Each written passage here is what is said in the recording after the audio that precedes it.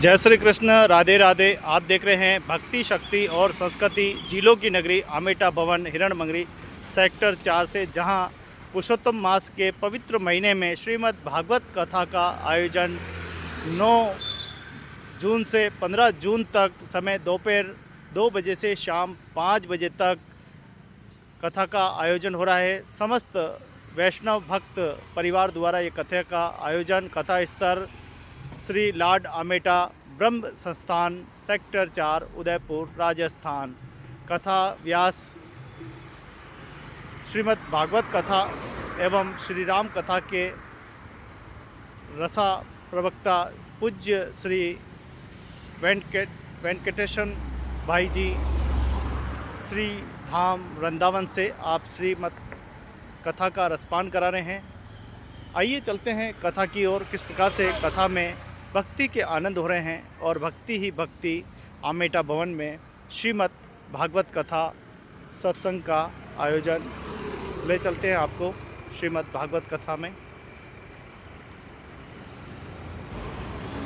तो बड़ा ही खूबसूरत आमेटा भवन है और इसी भवन में श्रीमद् भागवत कथा ज्ञान सत्संग का आयोजन हो रहा है।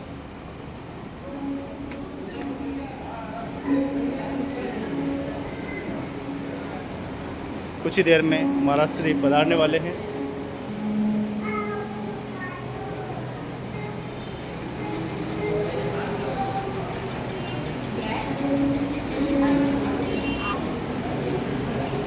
तो आइए कथा आयोजक से बातचीत करते हैं, किस प्रकार से भक्ति का चेतना इस भक्ति की नगरी में।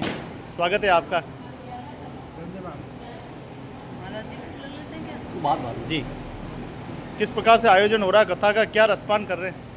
कथा भगवान श्री कृष्ण की महापुराण है, जिसको कि अपन कहते हैं श्रीमद् भागवत कथा। उस कथा का वाचन चल रहा है और सभी उसमें आनंद में रस में भरे हुए हैं।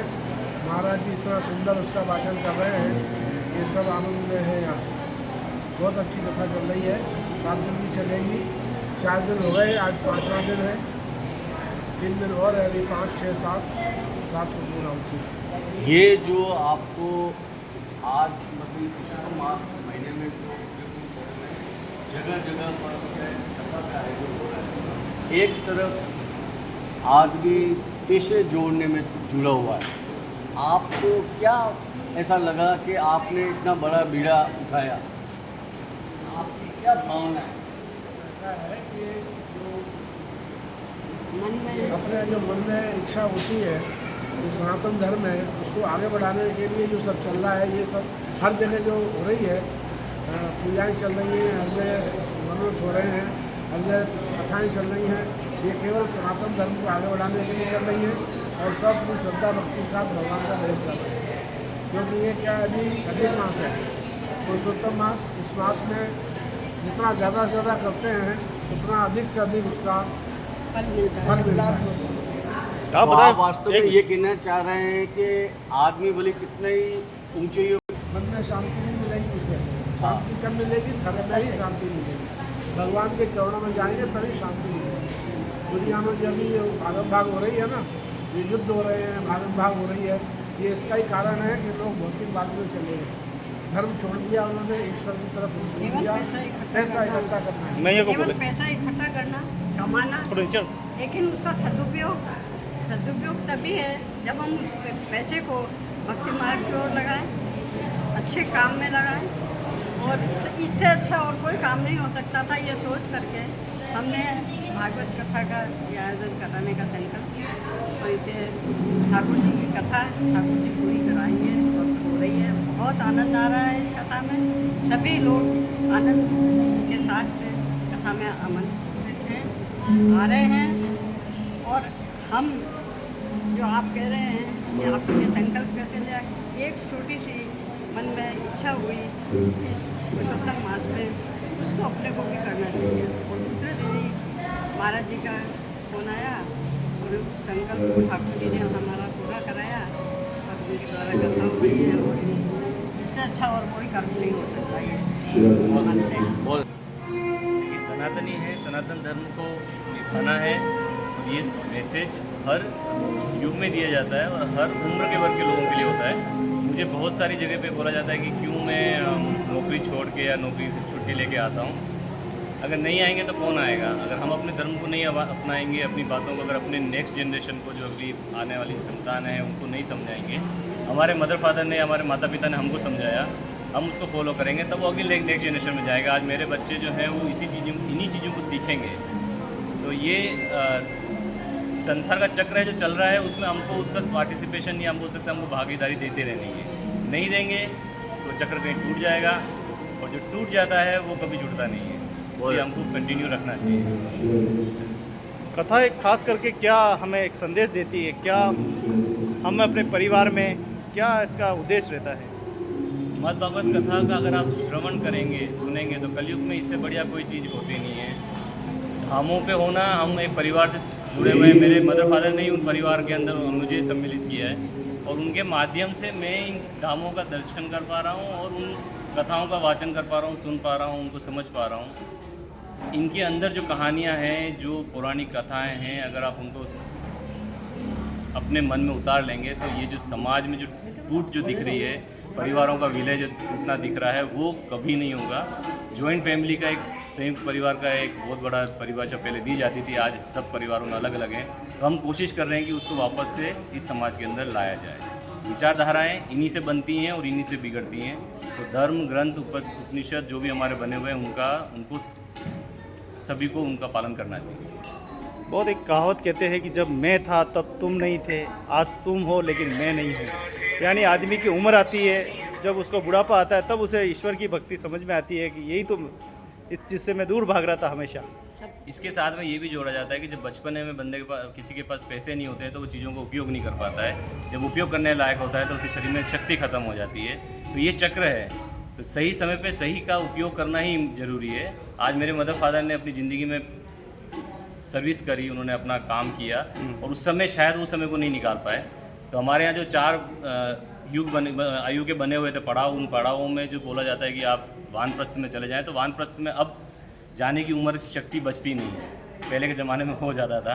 तो अब जो है, आप जितनी जल्दी इन सब कामों को कर लें उतना अच्छा है। तो नई युग जो है, नई पीढ़ी है, उनसे निवेदन है कि अपने दैनिक कार्य और अपनी ज़िंदगी के साथ साथ में इन चीज़ों को अपने दैनिक दिनचर्या में सम्मिलित करें। भगवान का स्मरण करना और भगवान का पूजन पाठन करना, और इसमें किसी भी तरीके का आपका व्यय नहीं होता है। ये जो भी आप खर्च करेंगे, ये आपको आपके ऊपर और आपकी संतान के ऊपर ही आपको लगने वाला है। इसलिए इसको आप कभी ऐसा न समझे कि अफवाह है और ख़राब हो रहा है। बहुत बहुत धन्यवाद। भजन करो मस्त जवानी में, बुढ़ापा किसने देखा बुढ़ापा है? किसने देखा है? जी, कथा चल रही है, उस कथा का हम लोग बहुत आनंद ले रहे हैं। और ऐसा कहा गया है कि ईश्वर का सुमिरन करने से आत्मा में शांति होती है, आत्मा संतुष्ट होती है, अपने जो प्रारब्ध है उसमें अपने को सहायता मिलती है। कर्मों का जो फल है, इसमें अच्छे कर्म और बुरे कर्मों का जो फल मिलता है, वो फल भी इन अच्छे कर्मों और स्वाध्याय से और प्रवचन सुनने से, कथा सुनने से कम हो जाता है।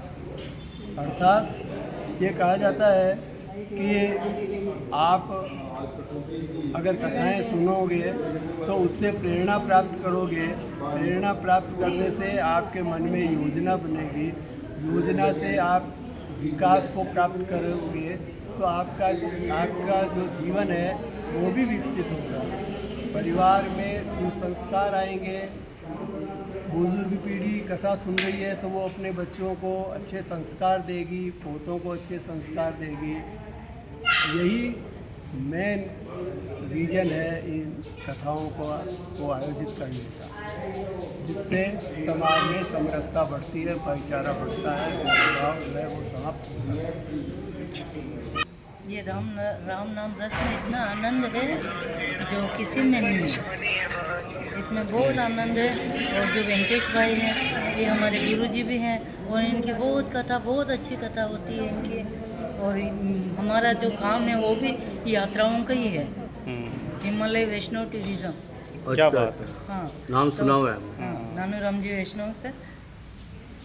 क्या आत्म शांति होती है? आपको लगता है कि यहाँ से मुझे ये अमृत मन प्राप्त जो हो? अमृतपान जो मन बेचैन होता है, इसमें फंसा होता है, उसमें रहता है, इसमें रहता है, इसमें, लेकिन जहाँ कथा में आके बैठते हैं अपन तो इतनी शांति महसूस होती है कि अपन सब भूल जाते हैं और बहुत बड़ा सुख मिलता है। और जो वेंकटेश भाई जी हैं, उनके मुखार बिंदु से बहुत कथा हुई, हमें चारों धामों पे करवाई है, हरिद्वार में, द्वारिकापुरी में, रामेश्वर में, जगन्नाथपुरी में, और अगली कथा हमारी बद्रीनाथ में होगी। क्या बात है। तो ये हमारे गुरुजी हैं और बहुत अच्छी कथा करते हैं और बहुत आनंद आता है हमें इसमें। और हमारा तो काम भी यही है, सभी को यात्रा कराना और सबको खुश रखना और सनातन धर्म को आगे बढ़ाना। राधे राधे। 4 घंटे बैठे रहते थे। झीलों की नगरी उदयपुर में आपका स्वागत है। किस प्रकार के धर्म जागरण, धर्म की चेतना के लिए ये बेड़ा उठाया जा रहा, गुरुदेव? बोली भागवत भगवान की जय। आज के समय हम सभी सनातनियों को एकत्रित होने की बहुत आवश्यकता है और श्रीमद् भागवत के द्वारा जन जन में सनातन धर्म का प्रचार किया जा रहा है। श्रीमद् भागवत एक ऐसा ग्रंथ है जहाँ सिर्फ सत्य की वंदना की गई है। सत्य ना नया है ना पुराना है, सत्य ही सनातन है। तो हम सभी सनातनी श्रीमद् भागवत के माध्यम से जन जन में यह चेतना प्रदान कर रहे हैं कि हमारा सनातन धर्म अनादि कालों से है, सनातन आज का नहीं है। सनातन धर्म ही से ही सारे धर्म निकले हुए हैं। जितने भी पंथ हैं, जितने भी धर्म हैं, ये सारे धर्म सनातन से निकले हैं।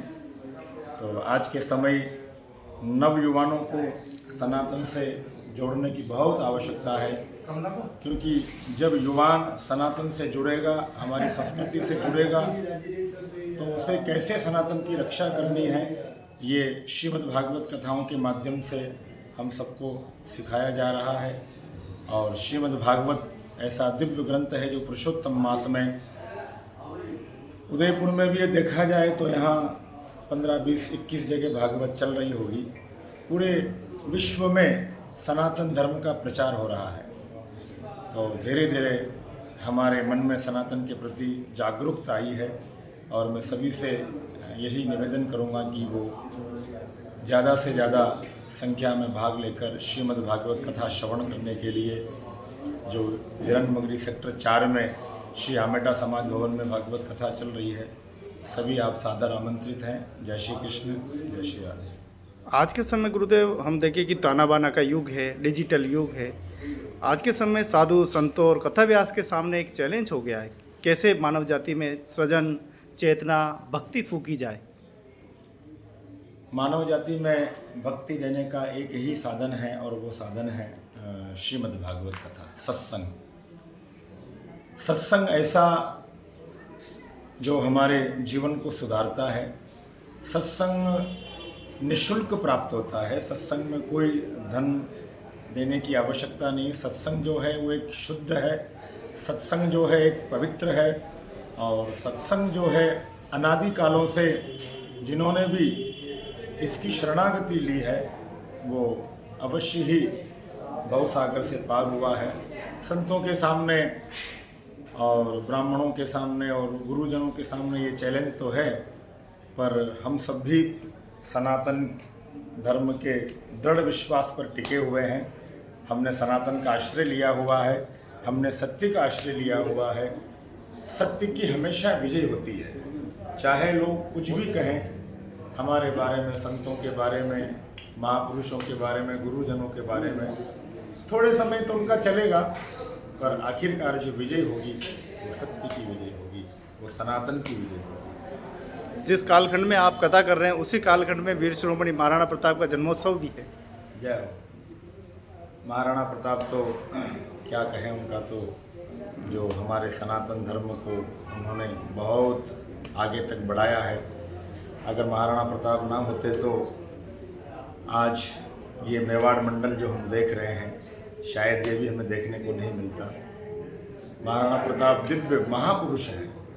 ऐसे महापुरुषों को हम बारंबार नमन करते हैं, जिन्होंने महाराणा प्रताप ये साधु संत और महापुरुषों का ही अवतार है, उनको आप साधारण ना समझें। जिन्होंने युद्ध में कभी पराजय नहीं मानी और हमेशा महाराणा प्रताप की ही विजय हुई है, तो उन्होंने भी सनातन को साथ लिया है। जब उनके साथ सनातन था, बहुत आक्रांताओं ने आक्रमण किया, आखिरकार सत्य उनके साथ था, तो अंतिम में विजय सनातन की हुई, महाराणा प्रताप की विजय हुई।